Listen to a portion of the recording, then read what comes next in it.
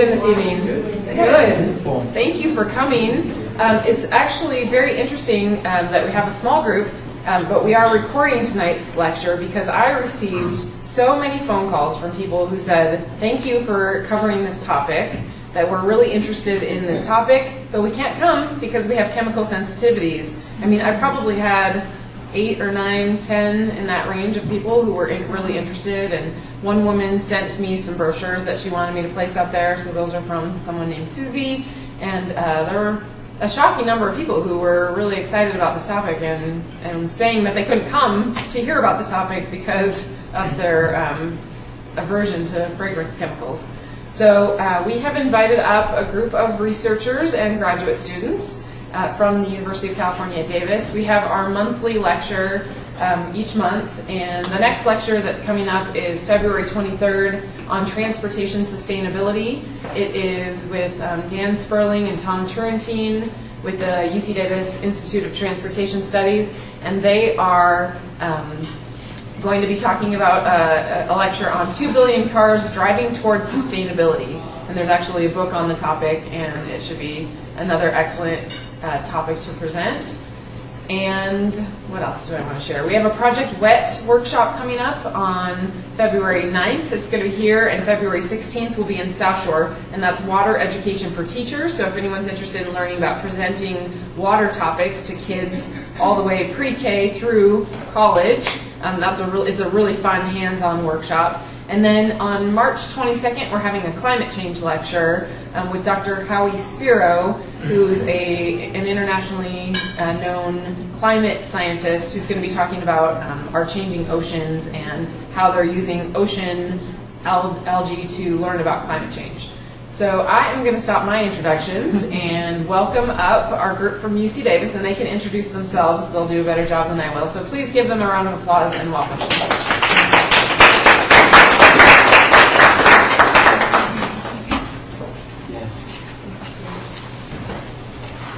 Hi, good evening, everybody. Hello. How are you doing tonight? So before we begin, I want to just take a brief moment to talk about our group.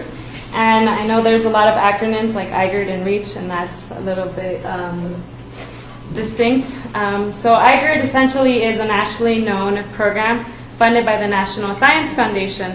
And they're across the nation, and basically they're programs to get graduate students trained to creating these projects that are multidisciplinary. And so IGER stands for Integrative Graduate Research, Education, and Traineeship.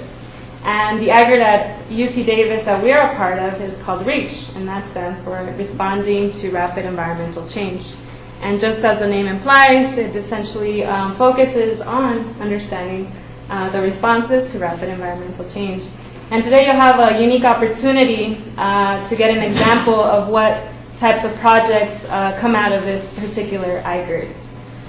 So before we begin, I want to briefly introduce myself. My name is Carmen Cortez. I'm in the graduate group in ecology. My focus is in human ecology. Jennifer Balichowski could not join us. She's also one of our team members. She's a plant scientist. And our advisors, Rick Grossberg and Carol Hom. They're both in the Department of Evolution and Ecology. And I'll let the rest of my colleagues present themselves. Okay. Good evening. My name is Meredith Niles. I'm also in the graduate group in ecology at UC Davis. I'm in the Department of Environmental Science and Policy. So I'm sort of the resident policy person on this team, and I study agriculture and climate change policy. My name is Susan Chen, and I'm in the Agricultural Resource Economics program at UC Davis, and just focusing on resource and natural resource economics. I'm Jessica Abbott. I'm in the Population Biology graduate group. My focus is on marine ecology, and I'm in the Department of Evolution and Ecology.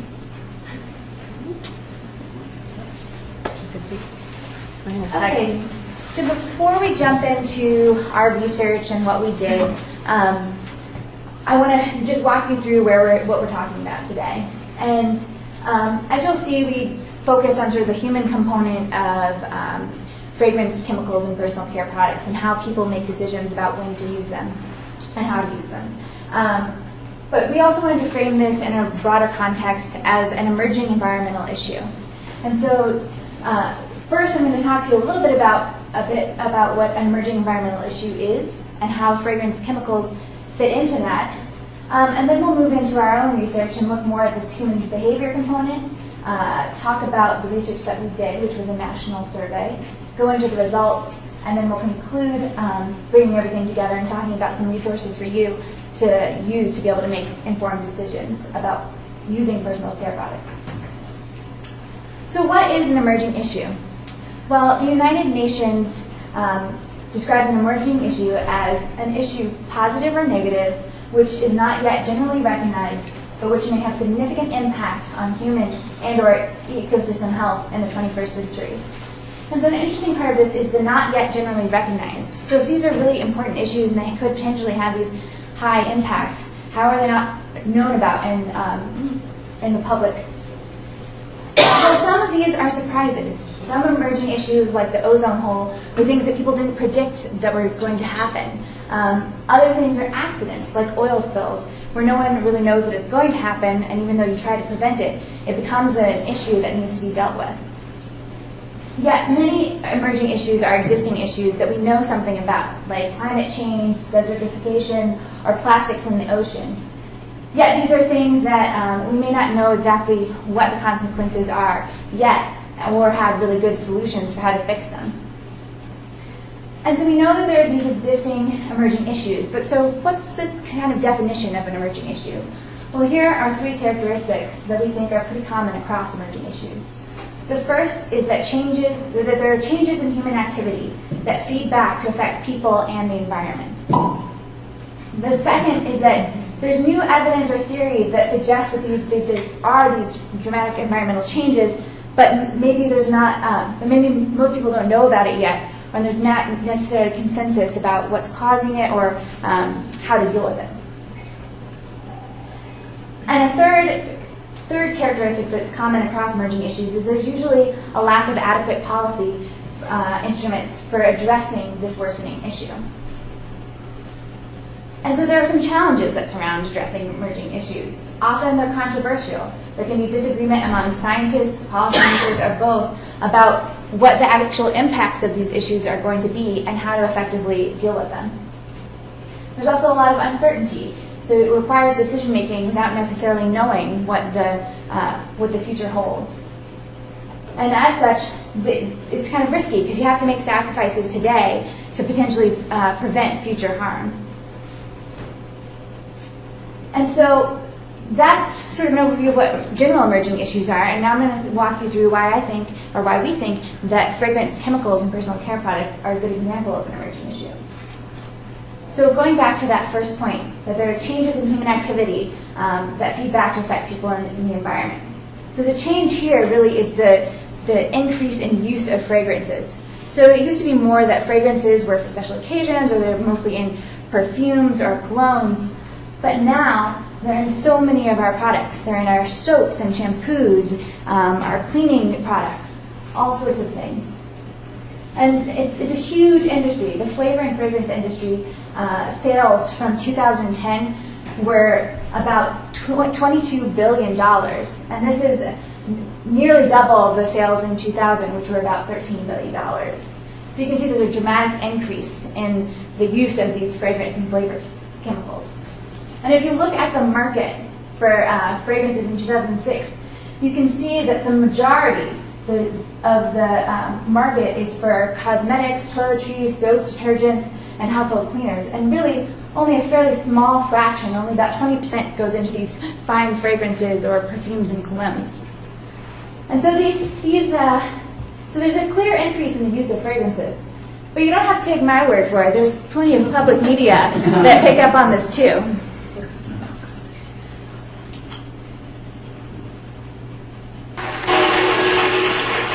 I spend a lot of my time in the morning grooming. I try to be quick about it, but the guy in the mirror keeps coming on. That's why I'm giving a tip of my hat to the new disposable razor for men, the Chic Extreme 3 Fit Style Refresh. This ain't your daddy's Chic Extreme 3 Fit Style. This one has added the word refresh. Because unlike every men's razor that has ever come before it, this one has a scented handle that blends notes of spearmint, citrus, and rosemary and evokes having just showered.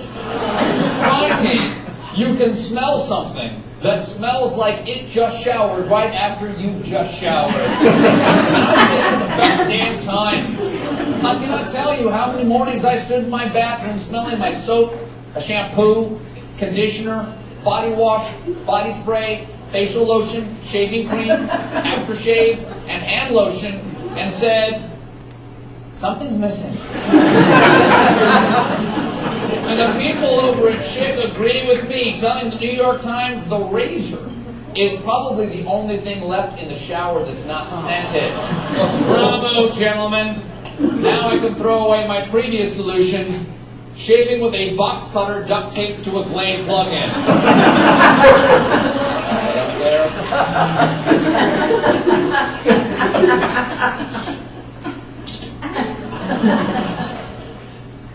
Next up. So you can see that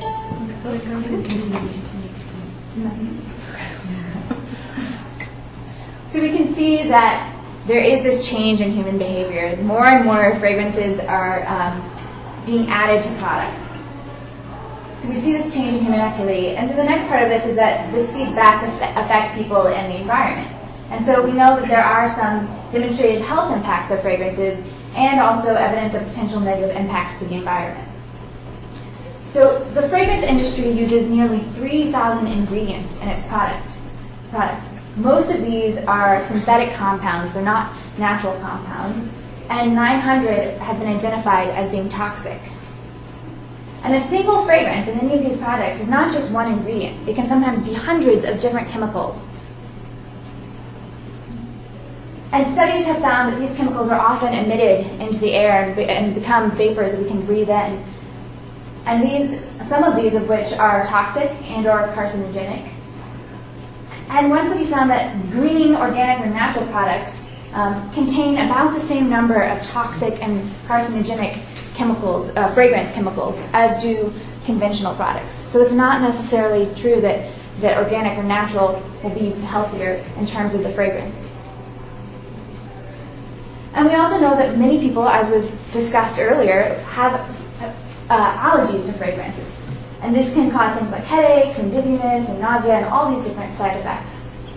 And the survey showed that about 30% of the general public have experienced some sort of irritation due to fragrance chemicals. And this percentage can be much higher in people that have asthma or chemical sensitivities.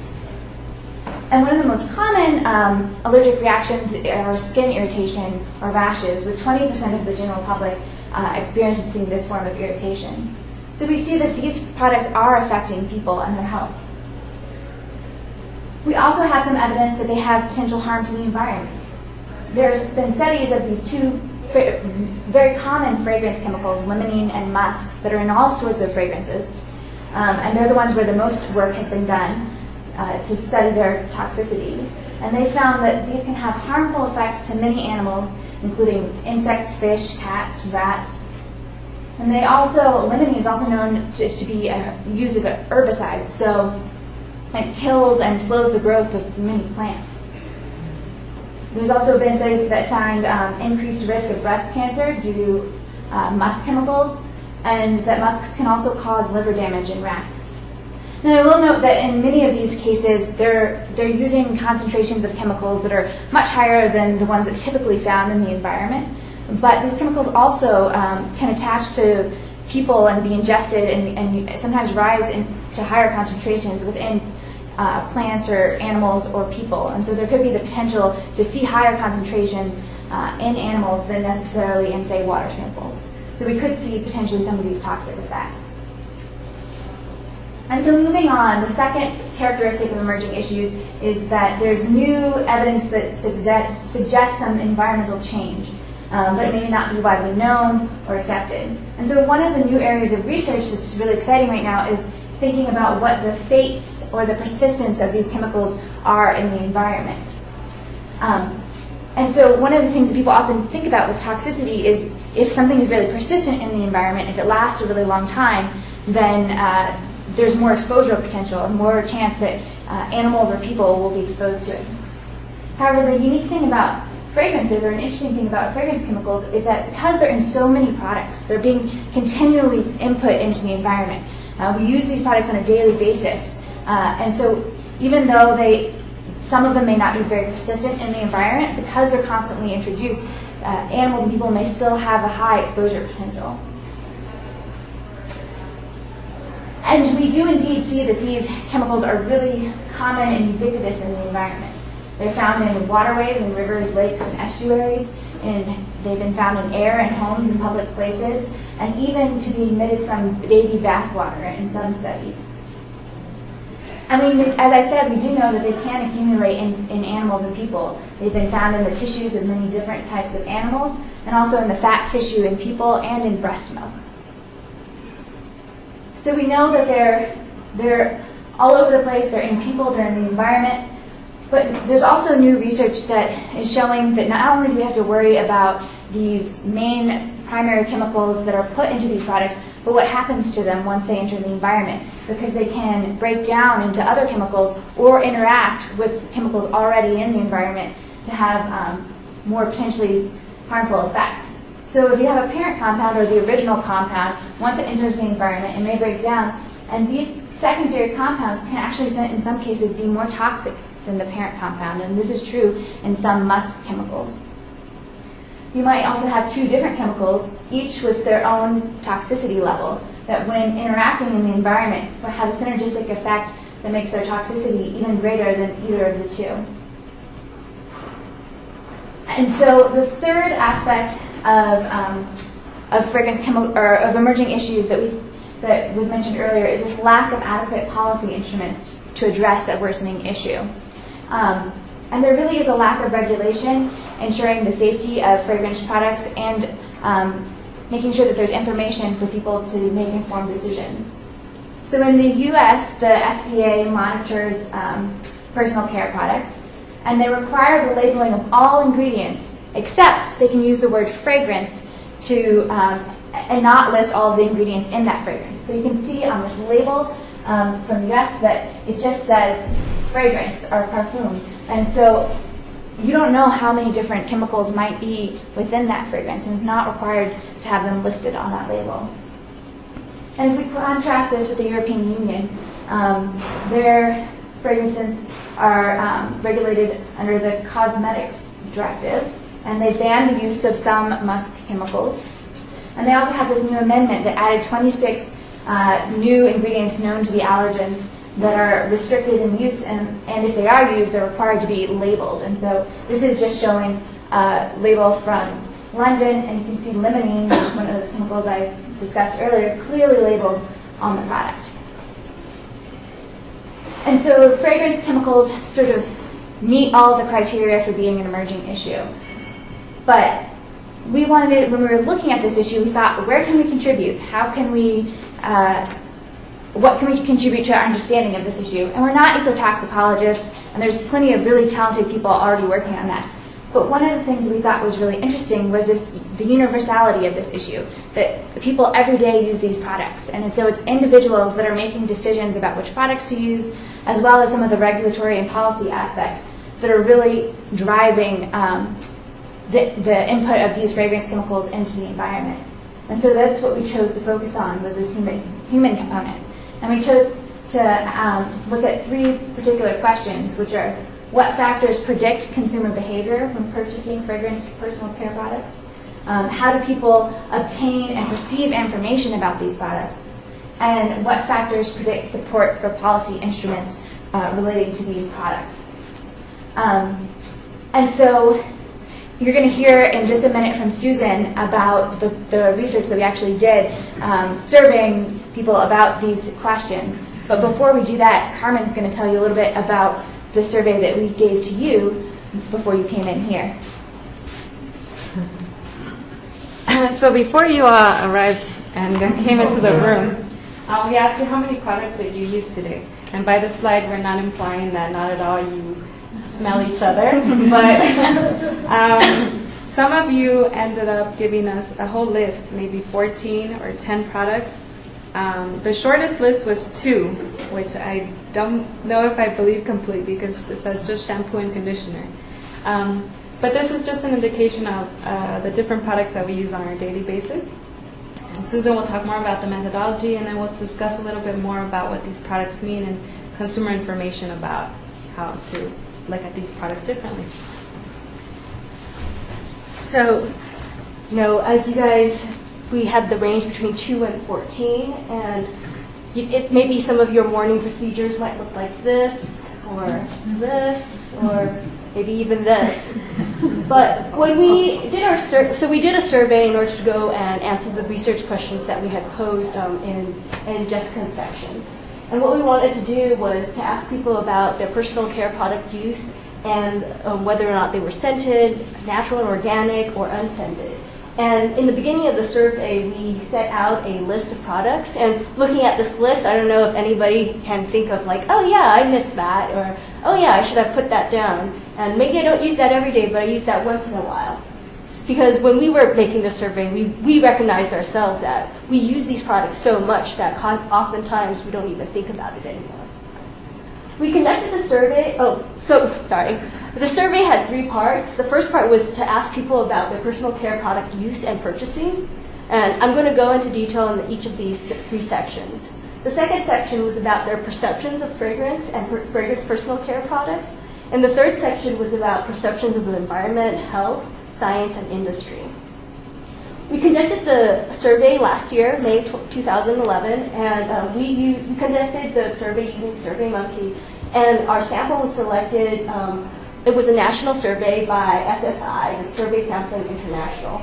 We had about 1,500 responses, and because of certain criteria, like they had to be over 18 or they had to answer yes to certain questions, we had a total of 1,400 that we could use.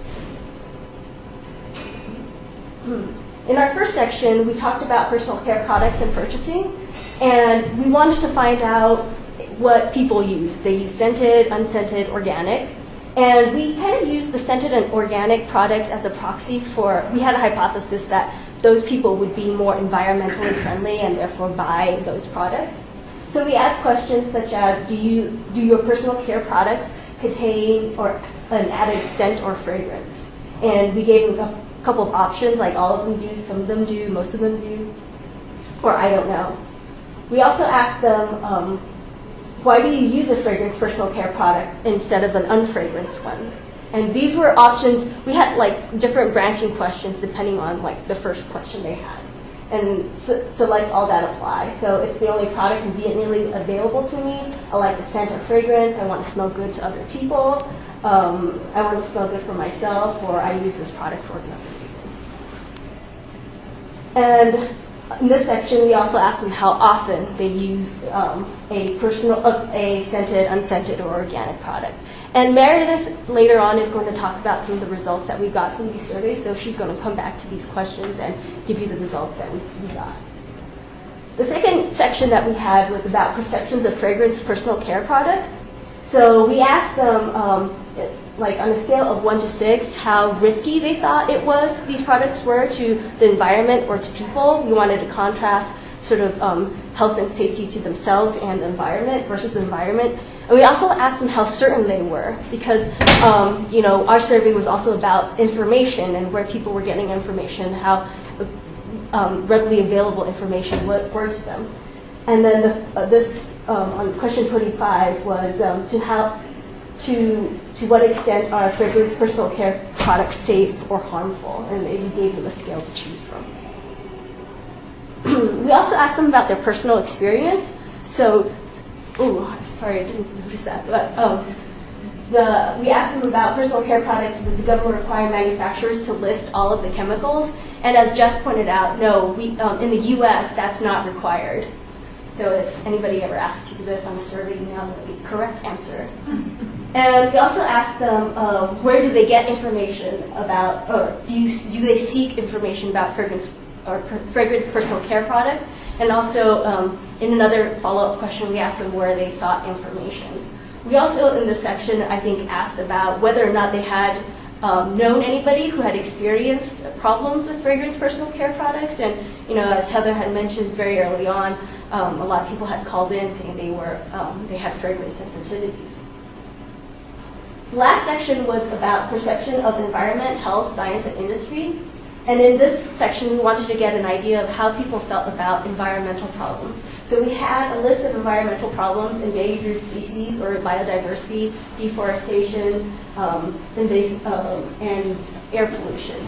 We then contrasted these set of questions to another question about just national problems in general, maybe about social security, safety and defense, and we also included an environmental problems in general, just to see how people actually felt about environmental problems versus social problems.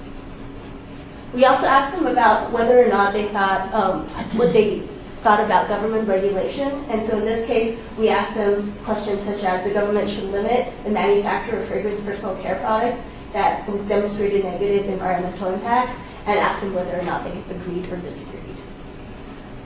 So those were some of the questions that we had in our survey, and we had 3 sections in our survey to get an idea of how people felt. In regards to the demographics, we felt that we had a pretty good sampling. Surveys with SSI, we got responses from all over the country, including Alaska and Hawaii. And when it came to race and ethnicity, we thought that we had a pretty good sampling, and it followed the national demographics as well. In income distribution, we had fewer in the 35 to 50,000 income range, but otherwise we thought that it was a pretty good sample. And in the age distribution, we also had more in the 45 and 64 age range. And I think, with any online survey, you probably have problems with online access, who has access to computers. But we thought that this was a good sampling for our survey. And in education, again, we had more in the college degree and less in those with high school, but it was still pretty similar distribution. So now I'm going to turn it over to Meredith, and she's going to talk about our results. Thank you. So now the moment you've all been waiting for, wondering about our results. As was mentioned a couple of times, we did this survey because we really wanted to understand why people are using certain products, what's driving that, how are they using them when they think about the environment and their own public health and things like that. And as Susan mentioned, we were hypothesizing that people who are using organic, natural, and unscented products might be more environmentally friendly. And so we were kind of using that behavior as a proxy for a positive environmental behavior. But as was mentioned earlier, and we'll talk about later, that's not necessarily the case with regards to fragrance chemicals. So the first question that Susan mentioned that we asked about was whether or not your personal care product actually contains a scent. And we found the majority of people are actually using products that contain a scent, as we all are as well. Only about 6% of people said that none of their products contained a scent. And so the majority of people said that, in fact, they did. And when we asked people why are they using a scented product, well, not surprisingly, they like the scent, but also they're using it because they want to smell good for themselves or smell good for other people. We also wanted to understand about natural and unscented product use. And so here you can see the purple bars are people using organic products, and the green is unscented product use. And what we found is that the majority of people rarely use either organic or unscented products. Some people never use them, and to a much smaller extent, always and frequently. In general, people were using unscented products more frequently than organic products.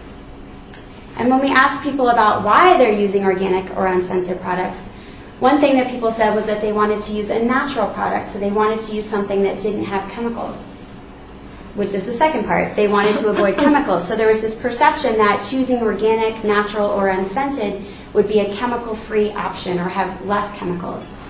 We also found that people really wanted to use these products because they thought that they were better for the environment or better for their own health. And we did have one really interesting conclusion. We allowed people to give us other reasons that they might use some of these products. We were certainly anticipating that, most people using unscented and organic products would be very environmentally friendly and pro-environment. And then we found this surprising result. Someone said, my preference is that fragrance personal care products do not have a heavy or overpowering scent. I prefer something very light that will not overcome my cologne or perfume. So we actually found that there were people using unscented products because they didn't want their scents to conflict. And they were wearing maybe a really nice perfume and they didn't want all their body lotion and shampoo to conflict with their scent. So this was a surprising result for us, something that we certainly weren't expecting.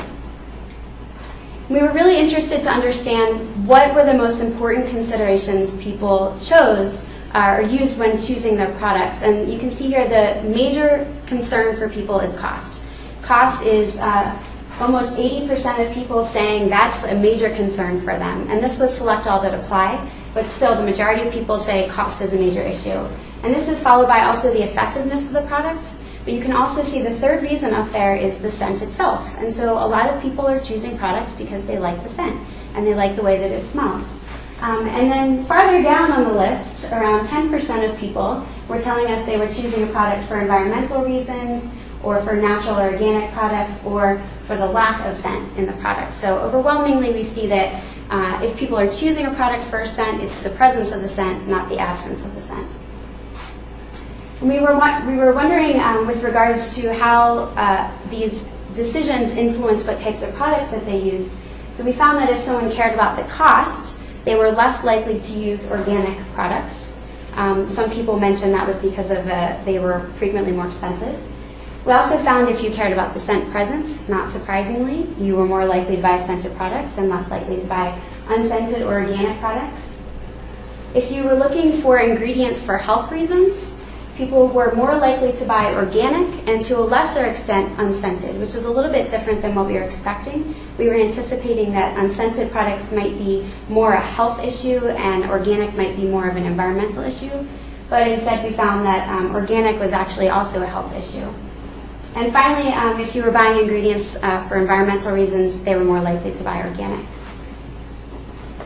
We also were interested in how demographics might influence people's purchasing habits, and so we found that people who might be using organic products were more likely to be younger, to be African American or Asian Pacific Islander, to be from a higher income bracket, and also to have a higher formal level of education. People who were more likely to use unscented products were older, were male, had fewer children, and also had a higher formal level of education. And finally, the most likely people to use scented products were also younger, had more children, and were from a lower level of formal education.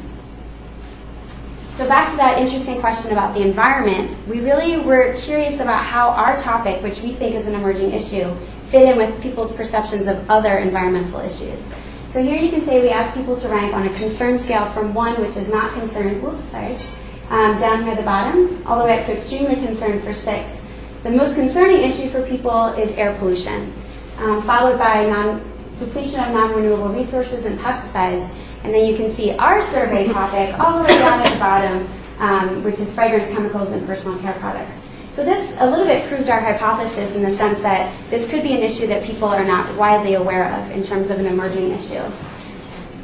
And that might have looked pretty good. People seem to be pretty concerned about the environment, but when we compared that to people's perceptions about other issues, we found the environment was the least concerning to people, while not surprisingly in our current economic status, the economy and jobs were the most concerning. So we found that about 1 out of every 4 people told us that they do actually seek information on fragrance personal care products. And when we asked them why they were looking for information, the number 1 reason was that they were doing this to look for ingredients for health reasons. Possibly they had allergies or something like that. To a lesser extent, people were looking at ingredients in their products for environmental reasons, and to a lesser extent to know about emerging environmental issues. We also asked about whether people read their ingredient labels, and we found that the majority of people, about 75% of people, do either always or sometimes read their ingredient labels. And again, a common theme, we found that people are majority reading their labels to avoid ingredients for health reasons, and then to a lesser extent to avoid ingredients for the environment. Now back to that infamous question we've brought up several times. Does the government require all ingredients to be listed? When we asked this question, we got a lot of uncertainty. 55% of people said they don't know.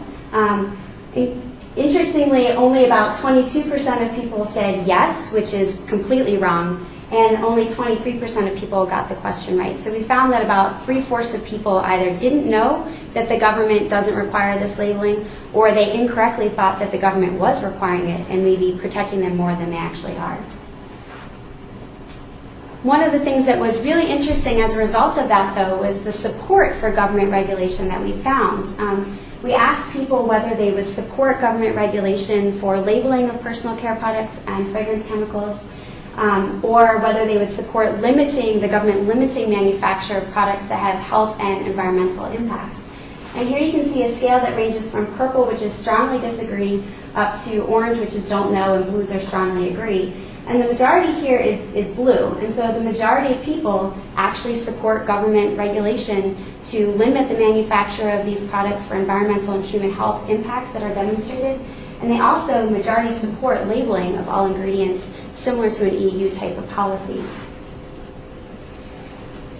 This is a statistic that's come up a couple times tonight. We found that 22% of people in our survey either personally had experienced health issues from fragrance personal care products or knew someone that had. This is somewhat similar to other surveys that have found about 20 to 30% of people in the national demographic experience these issues. And we also found that people who had had this personal experience with fragrances were more likely to seek information, they were more likely to read their ingredient labels, and they were also more likely to purchase unscented and organic products. And with regards to the risk that people perceive about these, this was something that we were a little bit surprised about, but you can see here the risk range goes from blue, which is no risk, up to orange, which is extreme risk. And we found that most people don't really think there is a big risk from these. This is risk to people and risk to the environment. And in general, they think that they're slightly less risky to people and a little bit more risky to the environment. And we found that if you thought that fragrance products were risky for the environment, that you were almost twice as likely to buy organic over unscented products. If you thought they were risky to people, you were about 25% more likely to buy organic over unscented products. But again, we found that organic purchasing was driving both this health and environmental perspective. And finally, if you thought that they were potentially risky to both, that you were much less likely to buy scented products. So 3 of our major themes, just to conclude our results, and then we're going to have Carmen do a few resources for you guys and some concluding remarks. We found that in general, people were more concerned about health issues than environmental issues. This is not necessarily surprising. Obviously, people care a lot about their own personal health, but we think there's obviously a direct connection between human health and environmental health. We also found that people using organic and unscented products were generally more concerned about the health and environment, and they also were more supportive of government policy. And finally, we found that people who had access to information, who were seeking information more, who were reading their ingredient labels, were more likely to make this pro-environmental behavior decision, which was using organic and unscented products. But as we've already mentioned, current government regulations really prevent us often from knowing all of the ingredients in our products. So we're going to finish it off with Carmen with a few resources for you.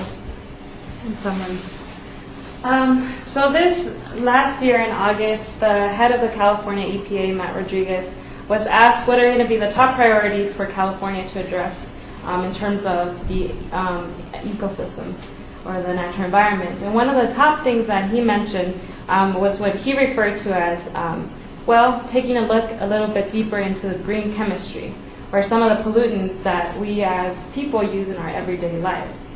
So for us, one of the things that we have to recognize is that we're just a smaller piece in a larger ecosystem. And that really, in order for us to be able to look back and address this problem at its root, that we also need to take some steps to understanding some of the behaviors that us as human beings have in contributing to this problem as well. And so some of the major things that were already discussed before, and just to reiterate them, is that an interesting part is that people are aware that fragrance chemicals are in their personal care products. we saw that in our results, that either people are specifically looking for these chemicals, fragrance chemicals, for smelling good, for environmental reasons. So they're specifically avoiding these fragrance chemicals for that reason and also for health reasons. Additionally, we see that a subset of the respondents in our survey tend to have pro-environmental types of behaviors based on the fact that they're choosing some products that have been marketed as environmentally friendly products. So they're choosing them unintentionally for these benefits, and also unintentionally for the benefits of health reasons as well. And so to a certain extent, people at this level are looking for information regarding their decisions on using these products.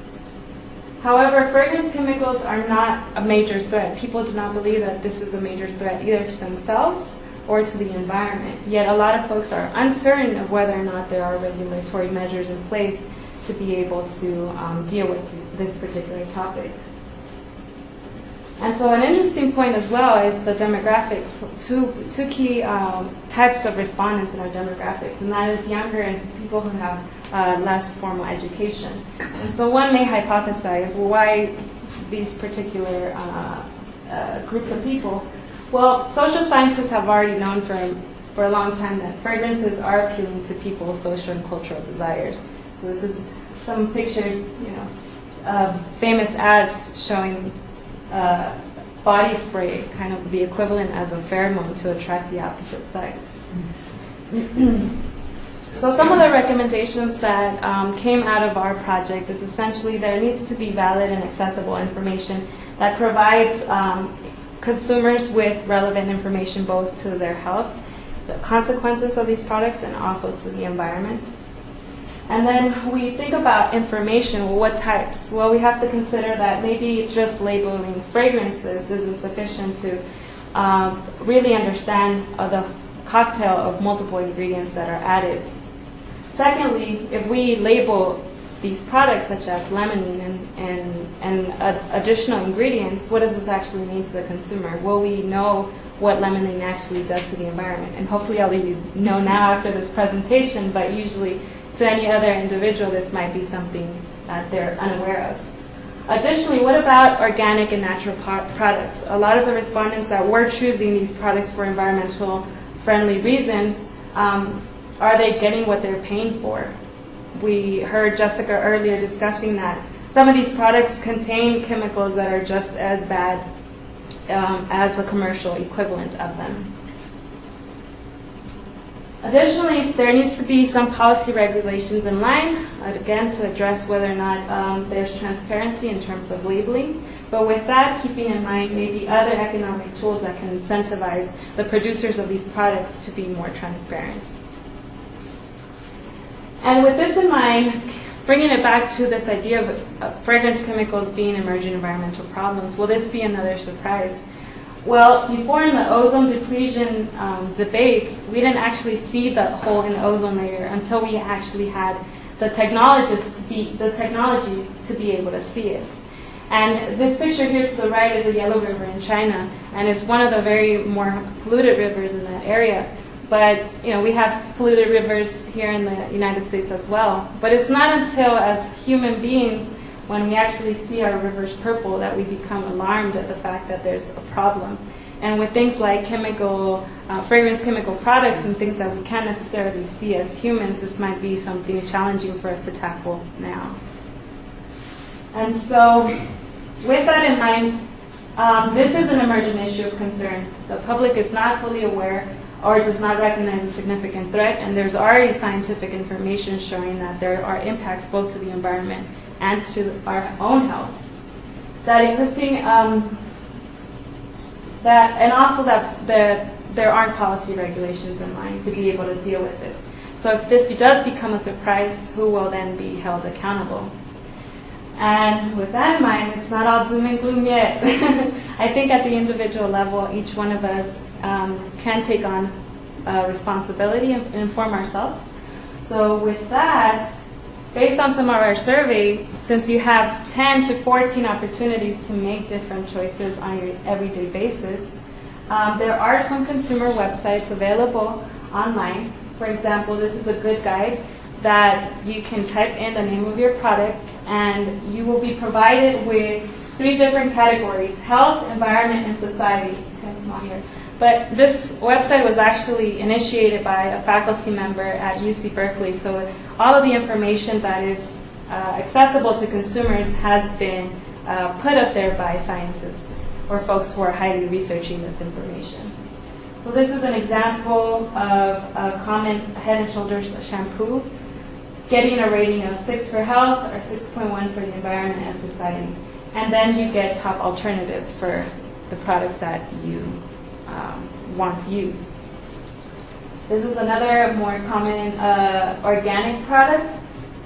And what's great about this is that you can actually also see the trade-offs between other social aspects of these products. And then the Environmental Working Group also has a Skin Deep website where you can find over 69,000 products, and will give you similar information about the consequences to your own health, the environment, and just general information about the ingredients. So with that in mind, there's a lot of still research needs, policy tools, as I've mentioned, in order to curb some of our own behaviors are necessary and need to be looked into. Also, the ubiquity, persistence, fate, and long-term effects of some of these fragrant products. We're just getting the technology to be able to see some of these things in the environment. Better tools for monitoring them, and also the effects of information on pro and anti-environmental behavior. So what types of information actually makes us react to making decisions that will not be so detrimental to both our health or the environment. And finally, other human motives. An interesting point that Meredith brought up before in our results is that people are making decisions based on social constraints or norms. And what does that actually mean for the increased use of these products? And so with that, I'd like to acknowledge our IGRD advisors, our statisticians, Mark Rowe, John Helm, and of course all of the people who made this project possible, insights throughout the process, and also through their participation in different events we've hosted.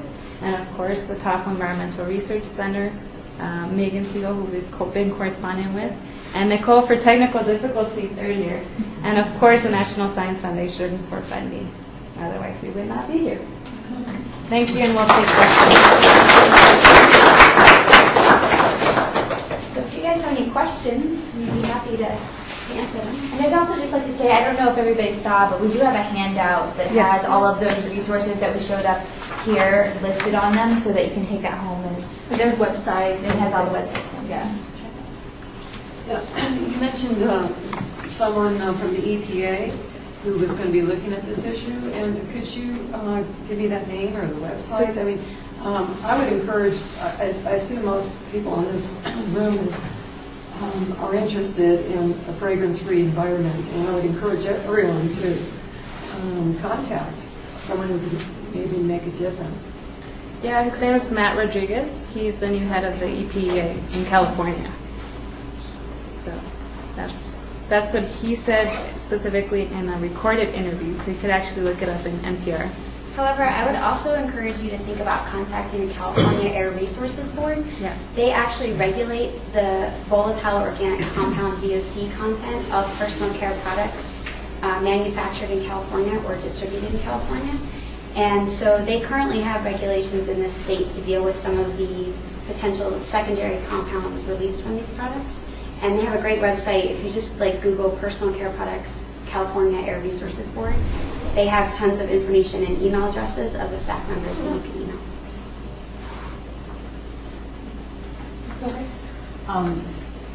I was under the understanding that fragrance-free is different from unscented, that unscented is actually a scent. So That was a good one fun question. thing we learned in our project. Yeah. Both can still have fragrance chemicals in them. Even fragrance-free. Fragrance-free, unscented is the one that we learned about. We learned that in unscented products, they actually can put chemicals in there to mask the fragrance chemicals they put in there. So even though they're unscented, they might actually be scented but have chemicals that mask some other scent. Or So fragrant. Oh yeah. but to be totally honest, I'm not sure how that term is regulated. And what I would encourage you to do is there is a particular website on our list called Greener Choices Database. It's run by the Consumers Union, nonprofit organization, and they specifically examine labels and how transparent and effective certain labels are and whether they even mean anything. So you could go on our website, look up fragrance-free label, and you might get a little more information about what that actually means and whether it's legitimate or not. My understanding is it's not really regulated. Who was the question? Yeah, the terms natural and organic really have meaning in this particular area, or is it as bad as in the food industry where natural is ill-defined, undefined? Organic has some meanings in the state of California, different meanings in federal, etc. What is it like in the fragrance industry? That was also something that we saw, that there weren't really any regulations about these labels. Well, so there are starting to be regulations, USDA organic regulations for personal care products. You should look for the 100% USDA organic label. But there's a whole natural industry, same as in the food. That You wouldn't have any idea really what natural means. Well, I was just going to say the other thing is that also some of these fragrance chemicals, even if they are natural and derived from, say, like plant sources, they can still be quite toxic in certain concentrations. And so it doesn't necessarily, just because it's from a plant, plants make all these chemicals to defend themselves. So they're not, just because it's natural doesn't mean it's safe in all cases. Because limonene is a natural plant extract, but We all like our pine trees, but the terpenes they give off are Yeah, for exactly the purpose that we're talking about. And there also might be chemical sensitivities, like if you, in some chemicals, you might need maybe 100 chemicals to make a particular scent when it's natural, but you might only need one chemical, like artificially, to make one scent. So if a person is allergic, which scent in that 100 scents or compounds are they allergic to versus one compound in an artificial scent? So, sorry, some questions then. I know one of the concerns with personal care products is endocrine disruptors in waterways. Is there a direct link between fragrances and endocrine disruptors? Yeah, so some of the musk compounds have been shown to have estrogenic activity, and I think there's still a lot of research that needs to be done there. It's not clear what the ultimate impacts will be, but we do know that it does have these endocrine disrupting potential. Was it also at doses much higher? Do you remember? I think they were higher doses than usually is found. Most of the testing that's done, they take water samples or something and they show what concentration the chemical is in those samples. But there's a lot of potential for bioaccumulation, or where chemicals will get concentrated, and as they move up the food chain, there's more and more chemicals in larger animals. So it's possible that they might reach concentrations where they do see these effects. Talking about a fragrance-free environment, aren't there some things that are made that have the natural fragrance as part of the product? So to have a fragrance-free environment, flowers that bloom have a fragrance, and so if you have some of these products that already have a fragrance embedded in them, you're not going to end up with a fragrance-free environment. I think with regards to what's been done in terms of some workplaces going fragrance-free, for example, the CDC, the Centers for Disease Control in the United States, is a fragrance-free workplace.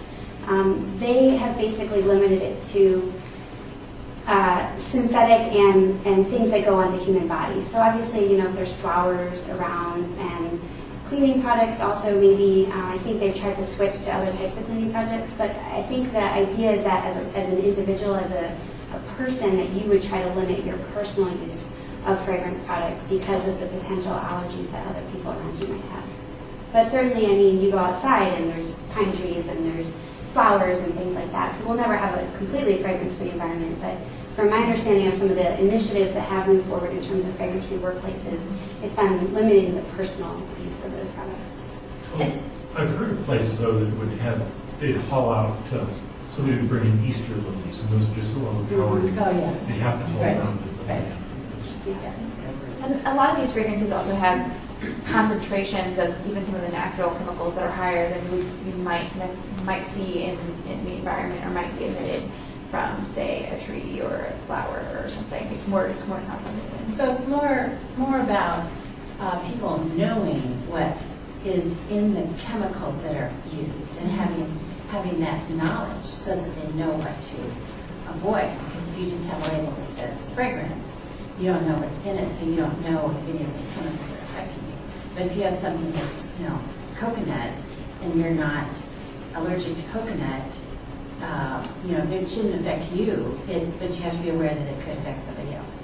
Mm-hmm. And even if they label coconut fragrance, as we emphasize, it could say coconut fragrance or citrus, but they can also be synthetic chemicals that are making up. So it's the composition of the fragrance that you need to be aware of, so you can avoid what you are allergic to. And that's why some of these resources that we give are really great, because you can really dig into individual products, and it will tell you if it got a bad health score, well, which actual chemical is it?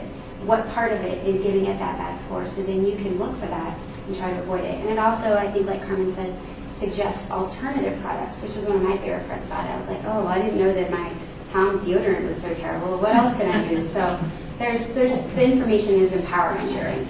Yeah. There was one here and then back there. Yeah, I was just going to say, if you had found anything that was a good website for how to inform other people in your building, or if you don't have a regulation that says we're going to make this building fragrance free, we put up a sign for a long time that said this is a fragrance free workplace on the door. It didn't matter. So if there's like a way to get you don't always know. I mean, you can be wearing a scent or fragrance, you can have lotion on, whatever, and you walk into an office and you don't know that the people there may be hypersensitive. Right, yeah. So I actually was just realizing that I got this sweater at the mall and didn't wash it. And as I'm sitting here sniffing it, I'm like, you know what? It's got all the perfumes that were in the mall that I didn't even sniff it because, you get it for Christmas and you put it on. Yeah, it's a sweater. But University of Oregon has a good, it's not a fragrance free, I mean, it's kind of a voluntary policy. They really had a good policy statement, and even suggested what a manager or supervisor could do if someone were not to be following, so I would suggest that. University of Oregon? Mm-hmm. I think CSU Stanislaus also has a fragrance-free policy for the entire campus. So you could look towards them for some resources, most likely. Yeah. What can we do about Axe body spray? Can we do this? I didn't come here very early, so I don't know some of the conversation that was going on, but I've heard over and over, allergy. Many of us don't have allergies. I mean, allergies are easier to deal with, and I'm not saying that they can't be dangerous, with having asthma or something like that. But when you have a chemical sensitivity, there's really nothing you can do except avoid it. And I'm thankful to be in this room with all these people and be comfortable for a change, I've got to say. And you had a question? Actually, I came tonight with the intention of listening to your presentation, but not real. When you went into the subject of labeling, and Heather and I had a conversation, she gave me permission to make a little announcement. So I wonder if you're not aware, there is a ballot initiative that's coming forward to label genetically engineered foods. We're in the first thrust of organizing people around the state to help with their signature gathering. It will require that any food sold in a grocery store must be labeled, contains GMO. And the good thing is, it won't apply to restaurants or alcoholic beverages, but it will also require that anything labeled natural if it contains a genetically modified organism, they can no longer use the term natural.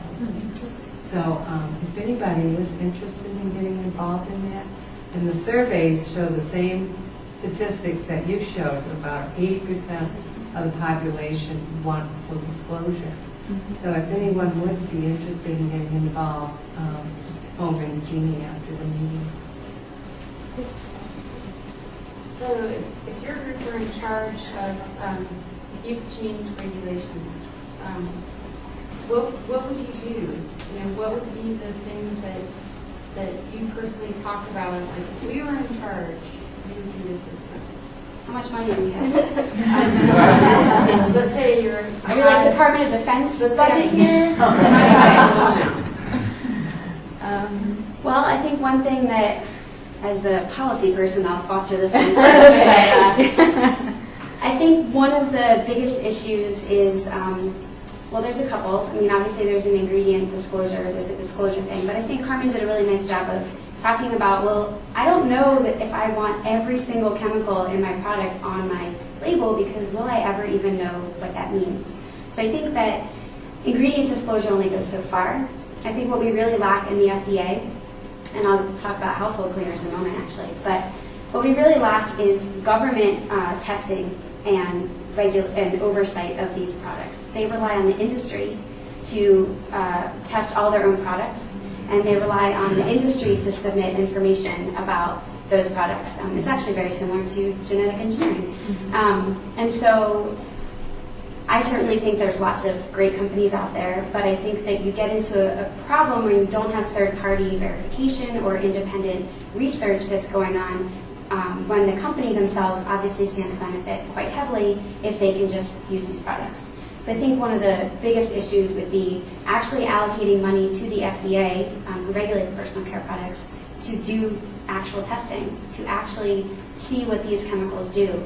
And I think further, if we know, like Jess said, that we have 900 toxic chemicals that are allowed to be used in these laboratories that create fragrances, or we know that certain things have toxicity levels, there needs to be better just banning of chemicals. I mean, if we know things are very clearly, with strong scientific grounding, causing human or environmental health impacts, we need to actually get the government to ban some of these products or these individual compounds. We had also talked about fragrances as a trade secret. I don't think that was actually mentioned in the presentation, but a lot of these things aren't listed because these companies say they are trade secrets. We don't really want other companies to know. Where in truth, other companies can easily shoot whatever fragrance it is into like one of those chemistry machines and figure out the compound. So in a way, there's no reason why it should be hidden, and in that way, there's more disclosure both to the public and also government agencies can figure it out. I was going to say also in the EU they have different labeling systems for natural and organic products, where they have some label that has something. I mean, there's multiple ones, and that's a little bit of a problem because people don't know what they actually mean, but that have certain criteria that product has to meet to get that label. And I think that it could be beneficial to have something like that here if it's well publicized and it's like regulated by one entity and there's one label or something. It gets confusing if there's too many different ones, but I think that there could be simpler labeling that would give people the ability to make more informed decisions without necessarily having every single ingredient listed. And if I could just highlight one other thing with what Susan said, this trade secrets aspect. It's actually really interesting. I'm surprised we haven't brought it up yet. But one of the other things besides reverse engineering, so these companies can just take a product, reverse engineer it, and figure out everything that's in it.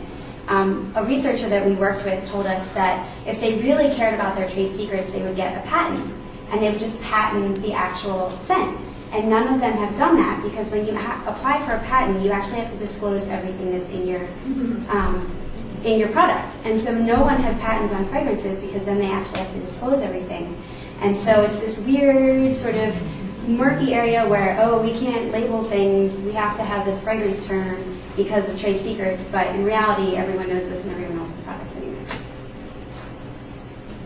Well, you're talking about the European Union. Are consumers in the European Union higher have a higher level of awareness, more understanding, more, do they care more? Well, I mean, you've got the perfume industry in France. I mean, it's, are those labeled natural or not, or? So they're still, I mean, they're still not required to list all the ingredients in the EU for the fragrances. And the sort of more broad scheme labeling system that I was talking about was for not just for fragrance chemicals, but that was just for like environmental green products, you know, just and they had.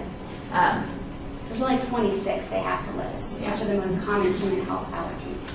But they have banned, so there are some musk fragrances that, there are some of the ones that have these endocrine disrupting properties and all these other things. There's one in particular that's been banned from being used at all in the EU. And so they have some more stringent policies. I think it comes back to the precautionary principle concept, which is something that the EU really embraces, which is trying to be a little more proactive about what could happen and really thinking a little more broadly about the risks and taking action before we actually know that something has happened, which is not necessarily a policy that we've embraced very well in the United States. I'd just like to address that for a moment, because this came up in a GMO conversations, is that many of the reports and studies done by our own government cannot be published in this country because of backlash from the companies who produce the products. So they all get sent to Europe. And so they breed them there, and that's why they are so stringent on organic, natural things there. So they're better informed is one of them. Is an answer, one of your answers. But are they healthier? Or do they just make up for it in another area?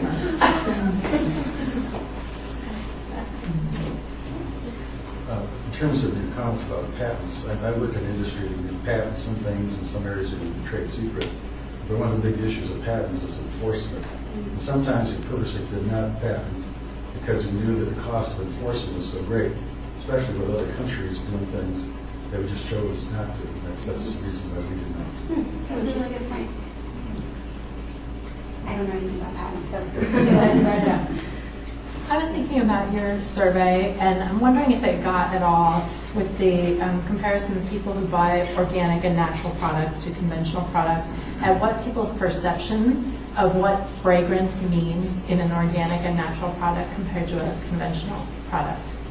We didn't specifically ask that question, but there. No, I'm just What's interesting about that particular question is there is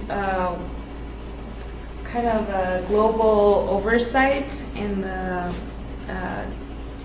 fragrance industry, and I'm blanking out on the name. But they had this really interesting survey on their website, and one of the questions that they would ask randomly to people was, do you know what a scent contains? And often the response to people was, well, lemon in this kind of, yellow bottle. And so, but we didn't specifically ask those questions. One thing we did ask was what people thought the word fragrance meant. Yeah. We didn't ask specifically about what they thought an organic fragrance meant, but we showed them a picture of the label that we showed you that said fragrance, and we said, what do you think this means? And we gave them a bunch of options, and one was that it's one ingredient, one was that it's tens of ingredients, and then one was that it's hundreds of ingredients. And actually, most people, the majority of people did know that it was more than one ingredient. But we did have like a strong minority who thought fragrance was one thing. Mm-hmm. So there's still misinformation about that. But what it actually is. Yeah, I wonder if it would be different if you said how many compounds are in it as organic compared to conventional. Mm-hmm. Is what people's perception is. I'm really curious because I do use organic products. Which ones did you find were the safest, or maybe was there a brand that was more trustworthy? We didn't do anything about branding, about testing what products. If you want that kind of information, you should probably check the websites to look for it. I've just done a little bit of looking around on that good guide, and it seems like it's not necessarily broken down by company either. Like some products from a particular company are much safer than others. I think there is some correlation between okay, this is a really good company and they generally have safer products. But there's some that it's pretty product specific. Okay, thank you. You mentioned you were going to get into household cleaners. Ah, yes. Household cleaners, even less regulated than personal care products. The policy for household cleaners is that they do not require them to be labeled with ingredients at all. And what is even more confusing, I think, is that you are allowed to label some things, whatever you want, but not everything. So if you, and I should also, well, I'll mention that in a moment, but so let's say that you have 2 ingredients you really want to highlight, like you use some natural lemon scent. You can say ingredients, natural lemon scent, comma, other ingredients. So it's, I think, even more misleading because then you think that you're getting like all the information, but you're really only getting one piece of it. But they're not required to list ingredients at all.